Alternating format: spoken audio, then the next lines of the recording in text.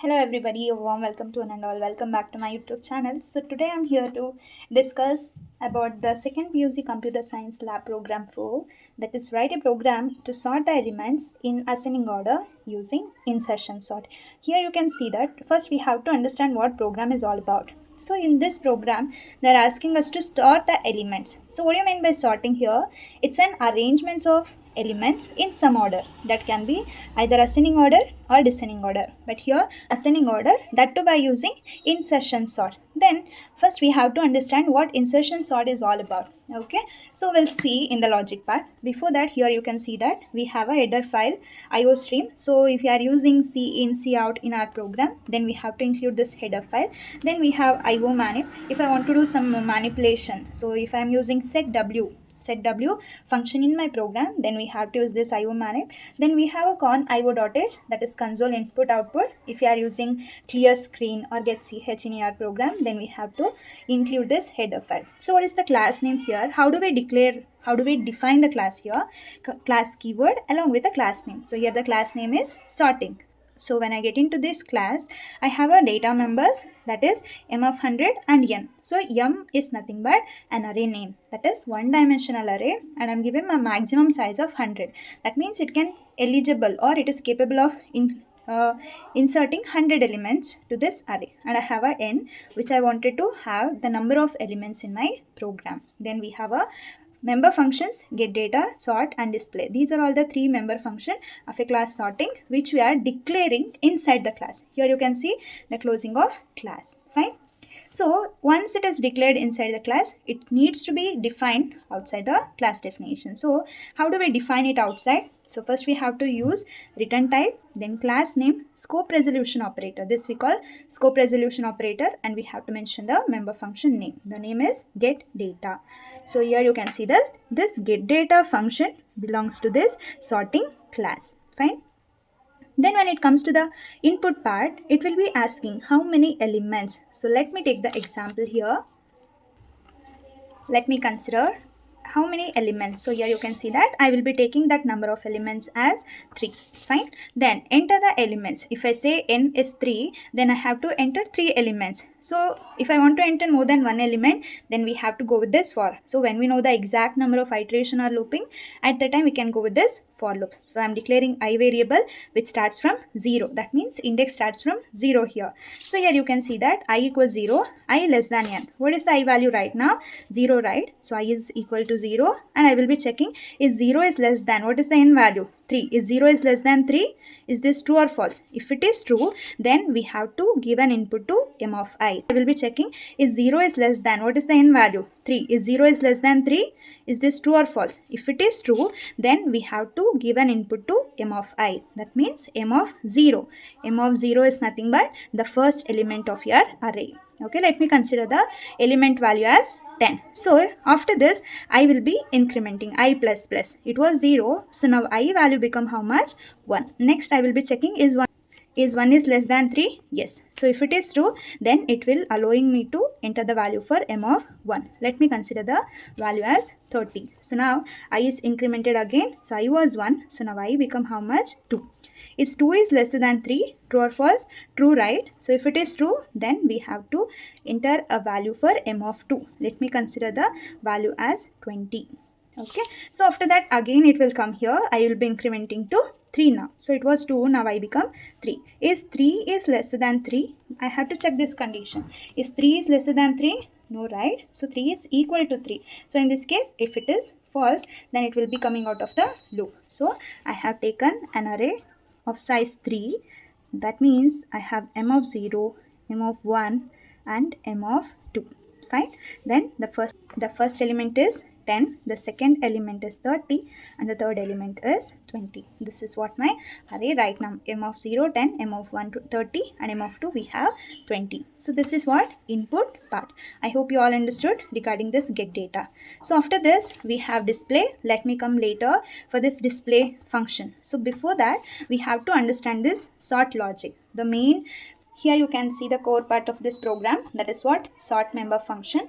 So this void is a return type, sorting is a class name. This sort function belongs to this sorting class. So here I have a two variables, temp and j. J is used for the comparison. So I will be comparing. So I will be comparing, is this 10 is lesser than 30, is this 10 is lesser than 20. So I want to make a comparison. For that reason I have this j, and temp is used. So when I'm swapping or whenever I'm keeping or swapping this from this position, at that time I have to keep the element in one place. Let me consider that as a temp. For that reason we have this temp variable. So here you can see for int I equal 1. So what is this? I is initialized to 1.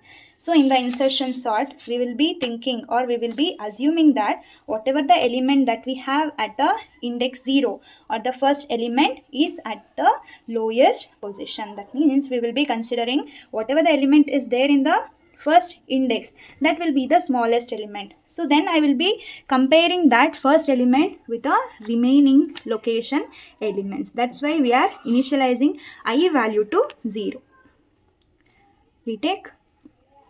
That's why we are initializing this I to 1. Okay. Next we will be checking, is I lesser than n? Then if it is true, then all these will going to happen. So let me explain you the logic here. So you got to know about all these things. So now I have. So let me move with this logic part now. So let me consider I equals 1. Now we are at the first iteration. I equals 1. Next I less than n. I value is 1 right now. And already we know that n is 3. So is 1 is lesser than 3? True or false? It is true. If it is true, then it will get into this logic part. So j equals I. So j is equal to I. I is now what? 1. So now j and I both the values are same, that is 1. So here I have a while loop which is pre-tested loop. If this condition is true, then it will be getting into this block of statement. So while j greater than or equal to 1, what is the j value? 1. Is 1 is greater than or equal to 1? True or false? This is true. If it is true, then it will be get into this loop. Fine. So if m of j less than m of j minus 1, we are making a comparison here. So what is the m of j value? M of j is nothing but 1. Is m of 1 is lesser than m of j minus 1 in the sense 1 minus 1. 1 minus 1 is 0. We will be checking is the element value of m of 1 is lesser than m of 0. What is the m of 1 value? 30 lesser than, what is m of 0? That is 10. Is 30 is lesser than 10? Is that true? No. So then it won't come into this if loop. Okay. Again, I will be incremented to 2. So now it was 1. Now I become 2. Is 2 is lesser than 3? True or false? True, right? So if it is true, then again it will be coming here. Then it will be checking m of, what is the j value right now? That is 2. Both I and j are same. M of 2 lesser than, m of 2 minus 1 is m of 1. What do we have in m of 2 right now? So we have 20 and at m of 1 we have 30. So m of 2 is nothing but 20 lesser than 30. So is 20 is lesser than 30? True or false? True, right? If it is true, it will get into this condition. Okay. So now here you can see that temp equals m of j. What is j value? J is 2. M of 2. What do you mean by m of 2? So this location. M of 2 is now filled with, we have 20. So now the temp value become how much? 20. So here you can see that we have a 20 at temp. We have 20 at temp. So I don't have anything in this location right now. So now this looks like this, 10, 30, and this is vacant. So 10, 30, this is vacant right now. We had 20. So now that 20 is at a temp location. Fine. So next statement we'll see m of j equals m of j minus 1. What is the m of j value? That is m of 2. M of 2 equals m of j minus 1 in the sense 2 minus 1, that is 1. M of 1. So what do we have in m of 1? That is 30. Here you can see that this is 0 and 1. At m of 1 we have 30. So now this m of 2 is filled with 30. Fine. As I told you earlier. So now this third location is vacant now. That is third index, the location is 2. It is vacant. So now that is filled with 30. Okay. Next we have m of j minus 1 equals temp. M of j is 2. 2 minus 1 is 1. So now m of 1 is filled with temp. What do we have in temp? That is 20. So now m of 1 value become 20. So now it was 30. So now it become 20. How it looks like right now then? 10, 20 and 30. The locations are m of 0, m of 1 and m of 2.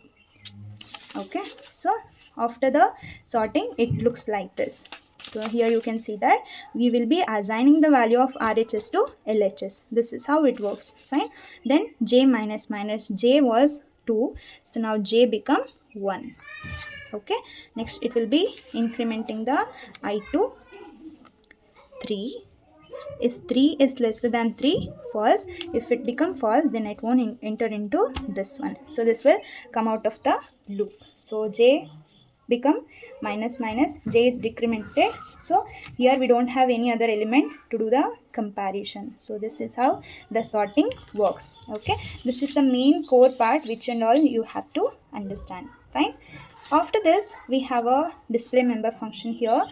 So display member function is a member of this sorting class. The array after sorting is I equals 0, I lesser than n. Same like however we did for input. Here we will be checking is 0 is lesser than 3. If it is true, then it will going to display the m of 0 element. That is what? 10. Then I is incremented to 1. At the time it will be checking is 1 is lesser than 3. If it is true, then it will be displaying m of 1. That is the element 20 at m of 1. And at m of 2 we have 30. So after sorting the elements will be like 10, 20 and 30. Before it was 10, 30 and 20. Fine. I hope you all understood regarding all this. Let me go to the main function right now. So as we all know that always the program execution starts from main function, void main. I'm creating an object for the class sorting. Sorting is a class name and yes is the object name. Clear screen, I'm using this function just to flush up the previous content. So after this, by using this object of the class sorting, I'm calling a member function called getData. So s dot, this we call as a dot operator which is used to access the member of a class. Fine. So s dot get data. So when I'm calling this get data function, at the time the program control will coming from this way to this one. It will be asking for number of elements. Then you have to enter the elements. When it encounters the end of a block, then it will come out of the loop. Then again it will be calling sort function. So at the time all these logic will works, then display get ch, then it will be coming or it will be closing the main function. This is how this insertion sort works. I hope you all understood today's class and today's video regarding this your second PUC's computer science lab program 4. Let me meet you in the next video with the lab program 5. Until then, take care. Bye bye.